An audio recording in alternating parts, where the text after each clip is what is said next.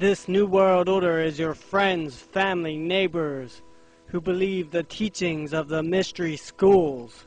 Ukraine-born Madame Blavatsky, founder of the Theosophical Society in New York in 1875, her most popular work was a 2-volume book she wrote titled The Secret Doctrine, in which she wholly states Lucifer represents life, thought, progress, civilization, liberty, independence. Lucifer is the Logos, the Serpent, the Savior. Pages 171, 225, 255, Volume 2. Madame Blavatsky said, "It is Satan who is the God of our planet and the only God." Pages 215, 216, 220, 245, 255, 533. The Secret Doctrine, The Thesis of Science, Religion, and Philosophy, a book originally published as 2 volumes in 1888 by Madame Blavatsky. Madame Blavatsky, from 1831 to 1891, acclaimed the dawn of the New Age movement. Her writings are the foundation for many occult fraternities. After publishing monumental works such as Isis Unveiled and The Secret Doctrine, the Theosophical Society in 1875 was formed to spread her teachings worldwide. Madame Blavatsky claims she received her revelations from secret chiefs or disembodied ascended masters who claimed to be aiding humanity in their evolution into a race of supermen. Freemasonry took notice, and many soon proclaimed her an occult genius. In 1907, Annie Besant, a staunch atheist, became president of the Theosophical Society. The beginnings of the modern New Age movement began with the search for their own Messiah, as it were, along with 33rd degree Freemason C.W. Leadbeater Annie Besant promoted a young initiate as the Messiah by the name of Jiddu Krishnamurti. Jiddu Krishnamurti was groomed by the Theosophical Society to be the vehicle for an expected world teacher, or the cosmic Christ Maitreya. Jiddu Krishnamurti went around the world promoting the concept of a world government, which was a part of the World Teacher Project. As a young man, Jiddu Krishnamurti disavowed this idea of a world teacher and dissolved the worldwide organization called the Order of the Star, formerly known as the Order of the Rising Sun. And if you understand theosophy, the sun is a symbol, a metaphor for Satan or Lucifer, the savior of the world, as presented in Zeitgeist, the movie by Peter Joseph, in The Greatest Story Ever Told, because theosophists believe Christianity to be a corruption of the ancient teachings of the mysteries. History is abundant with carvings and writings reflecting people's respect and adoration for this object. And it is simple to understand why, as every morning the sun would rise, bringing vision, warmth, and security, saving man from the cold, blind, predator-filled darkness, the savior of humankind. Annie Besant was a prominent atheist, theosophist, women's rights activist, writer, and supporter of Irish and Indian self-rule.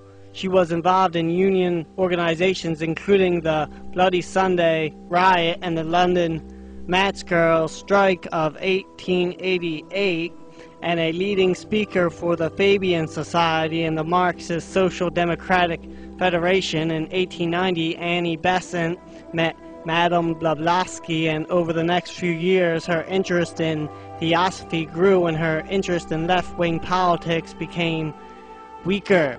She traveled to India and in 1898 helped establish the Central Hindu College in India. In 1902, she established the International Order of Co-Freemasonry in England, and over the next few years established lodges in many parts of the British Empire. In 1873, she married Frank Besant, and moved to London, where she became a prominent speaker for the National Secular Society, and one of Annie Besant's close friends just happened to be Aldous Huxley.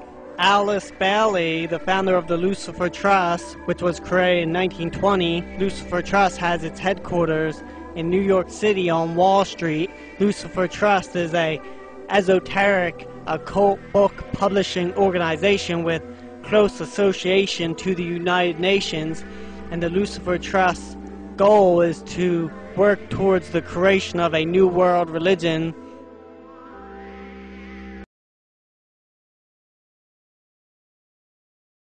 The term New Age is an informal term derived from astrology, which indicates that this Earth, if not the cosmos, is on the verge of an evolutionary transition from the Piscean Age, relativity, to the Aquarian Age of spirituality, bliss, and harmony of all things. Even though it is undergoing a significant revival, the New Age is hardly new. In fact, it is very old. A better term would be the old occult. I will highlight what New Agers believe concerning their source of authority: God, Christ, good and evil, and Satan. 1. Source of authority. New Agers claim no external source of authority, only internal. 1. The God within. They believe the individual is the standard of truth. Shirley MacLaine, Hollywood actor, singer, and New Age acolyte.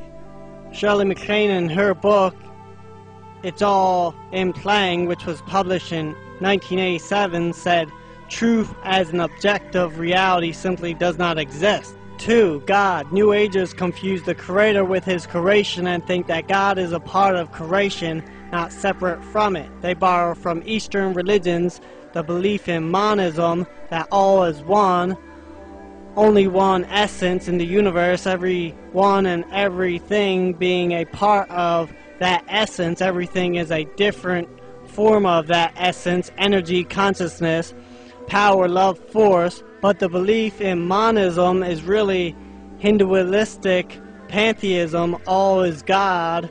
New Agers view God as a impersonal life force, consciousness, or energy.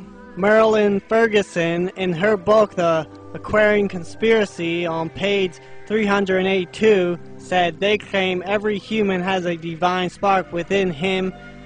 Because of being part of the divine essence, the state of God is called by various terms among different New Age groups, i.e. God consciousness, universal love, self-realization, the I am higher self, nirvana. New Agers are obviously part of a religion of self-worship. 3. Jesus Christ. A major idea in the New Age thinking is that of the Christ consciousness. In other words, Christ is an office rather than an individual, such as Jesus, whom Christians know to be the Christ. This idea of Christ consciousness asserts that Jesus was not the only Christ, but that He Himself received the Christ consciousness, i.e. He was a great spiritual master who attained Christ consciousness, as supposedly also did Buddha, Krishna, and Muhammad.